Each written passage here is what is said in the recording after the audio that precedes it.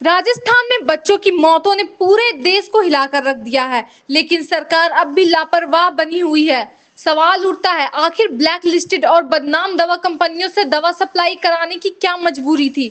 जब मौतें बढ़ी तो कार्रवाई के बजाय एक जांच कमेटी बना दी गई, यानी मामला ठंडे बस्ते में। जहरीला कफ सिरप बताया गया, फिर भी बिक्री जारी रही। वहीं मध्य प्रदेश में भी 9 बच्चों की जान चली गई। स्वास्थ्य मंत्री सवालों से भागे और दवा को क्लीन चिट दे दी। आखिर ये लापरवाही नहीं तो क्या है? देखिए इस वीडियो में।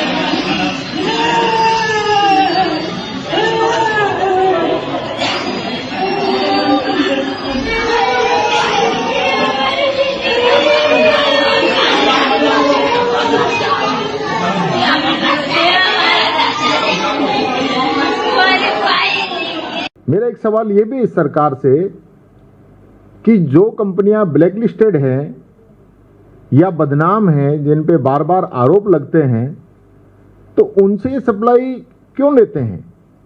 ऐसी क्या मजबूरी है इन लोगों की कि वो उन कंपनियों से सप्लाई लें? इसी प्रकार से 27 सितंबर को जब राजस्थान के अंदर तीसरे बच्चे की मौत हुई, तो उसमें कोई कार्रवाई करने की बजाय इन लोगों ने एक कमेटी बना दी। और कमेटी का सिस्टम तो हम समझते ही हैं हमारे देश के अंदर कि जिस भी मुद्दे को अगर भटकाना है, उसको ठंडा करना है, तो कमेटी बना दो।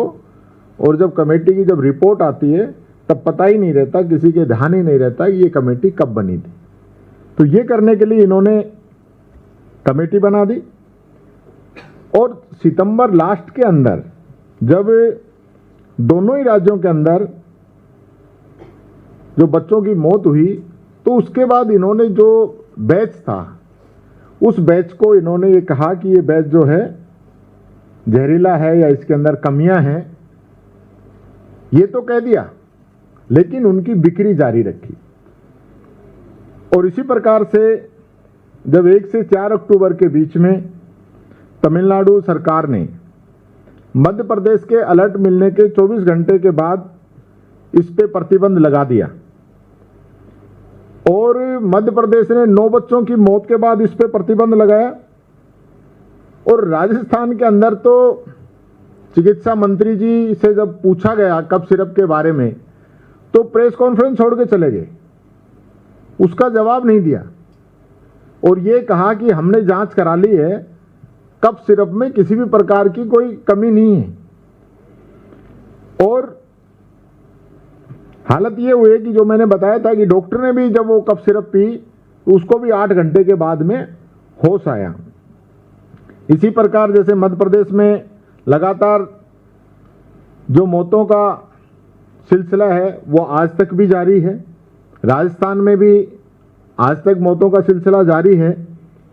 लेकिन इस सिरप के अंदर जो डीईजी की मौजूदगी है, उससे सरकार पलट जाती है कि ये इसके अंदर नहीं है। विशेष रूप से अगर मैं बात करूं, क्योंकि दोनों ही राज्यों के अंदर ये जो दवाइयां थी ये जहरीली थी,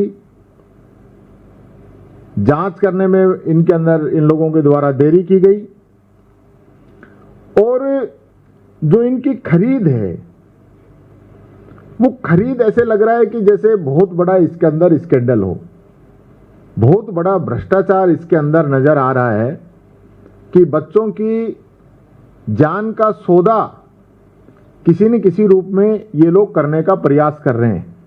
इनके कोई फर्क नहीं पड़ता, बच्चा मरता है, नौजवान मरता है, बुजुर्ग मरता है। इनका भ्रष्टाचार जो है, इसके अंदर भारी भ्रष्टाचार है, ये बात मैं कहना चाहूंगा।